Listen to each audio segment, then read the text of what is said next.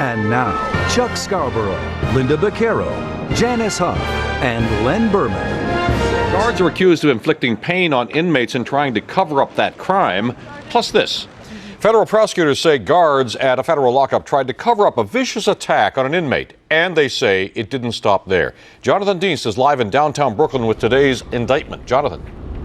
Chuck, in all, 11 federal prison guards face civil rights charges accused of beating 2 inmates or conspiracy to cover up the beatings at the Brooklyn Metropolitan Detention Center. And investigators say high-ranking officers took part in both the attacks and the alleged cover-up. Mr. Lopresti. Federal prosecutors say one of the assaults was led by this man, Captain Salvatore Lopresti.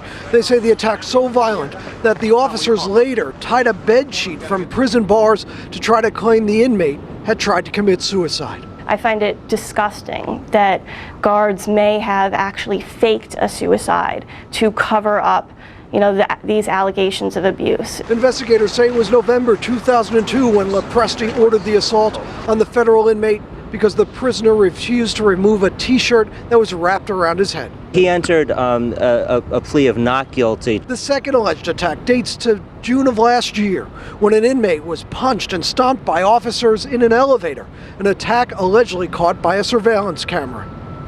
U.S. Attorney Rosalind Moskoff said, quote, "We will vigorously protect the constitutional rights of individuals to be free of excessive force by officers whose duty is to uphold the law."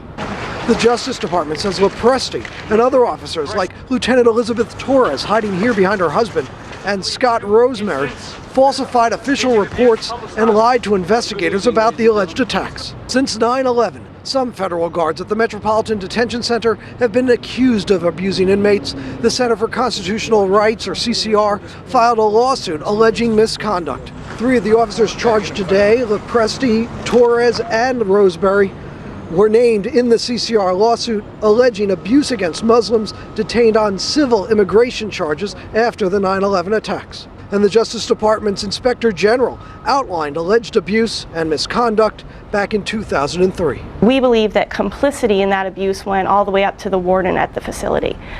So I think this is something that's been going on for some time at MDC. But the Bureaus of Prisons issued a statement saying its officials first uncovered the alleged abuse and reported it.